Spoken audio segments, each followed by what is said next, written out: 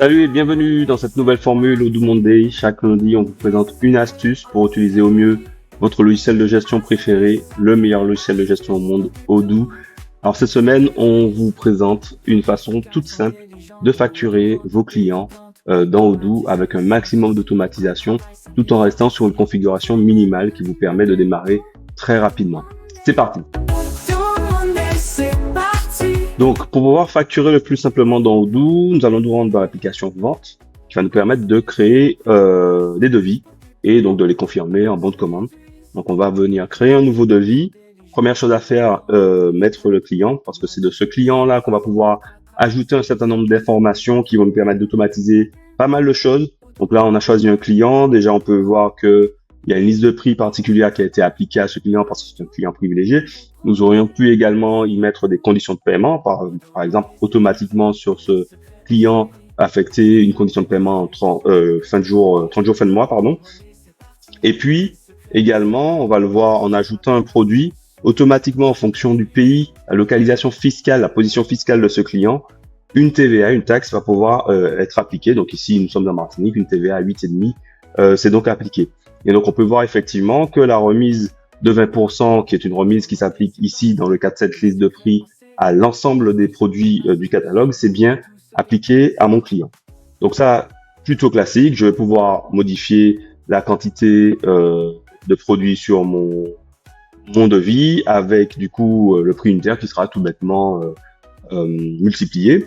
Je vais pouvoir ici ajouter une section qui va me permettre de structurer un peu plus mon devis. Je vais pouvoir mettre ici d'un côté le matériel et d'un côté, par exemple, les services. Et puis, je vais pouvoir ici aller chercher, par exemple, le service de design d'intérieur pour qui va venir compléter mon devis. L'intérêt de cela, c'est que du coup, dans mes sections, j'ai également des sous-totaux qui vont venir s'afficher sur le PDF qui va être ou la version web de mon devis qui va être envoyé à mon client.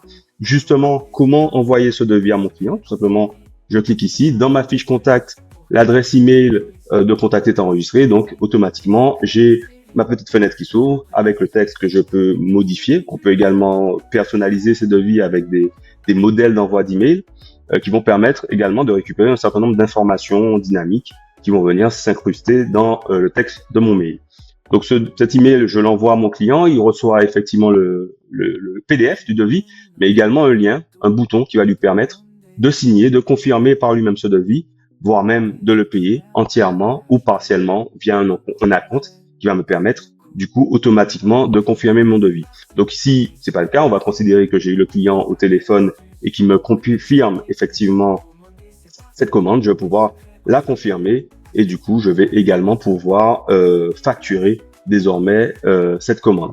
Alors ça, c'est la façon classique de le faire. On va pouvoir ajouter un par un des produits à notre devis, mais une version plus simple encore de pouvoir faire tout cela. Je vais vous la montrer et il s'agit d'utiliser des modèles de devis. Donc pareil, je vais chercher mon client et puis ici, je vais pouvoir chercher un modèle de devis. Un modèle de devis, c'est quoi? C'est un devis qui est déjà préenregistré, que je réutilise très souvent et qui me permet encore de gagner du temps dans mes réponses à mes demandes clients. Ici, je vais choisir un modèle de devis pour une salle de réunion qui va comporter donc une grande table, des chaises, 8 chaises de conférence, des écrans, des boîtiers pour le câble, etc. Et également un forfait installation. Petite fonctionnalité supplémentaire de vos modèles de devis, ils vont vous permettre d'habiller vos devis PDF avec des fichiers d'en-tête et des fichiers de pied de page au format PDF qui vont être ajoutés donc en en-tête et en pied de page de vos PDF et vous donner droit donc à de magnifiques PDF habillés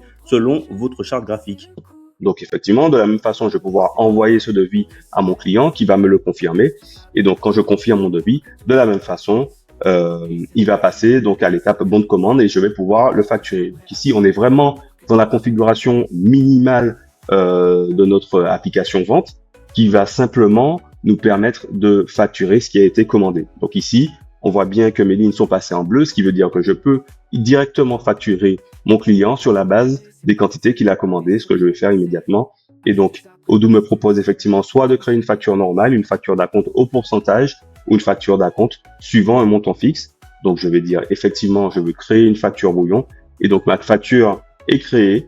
Je peux désormais la confirmer, donc la comptabiliser réellement dans dans mon espace comptable, je vais pouvoir également enregistrer un paiement partiel ou complet de ma facture. Voilà. C'est tout pour cette fois. On voit la suite au prochain épisode avec des versions, enfin des cas un peu plus complexes pour facturer vos clients très simplement en automatisant un maximum avec Odoo. À bientôt.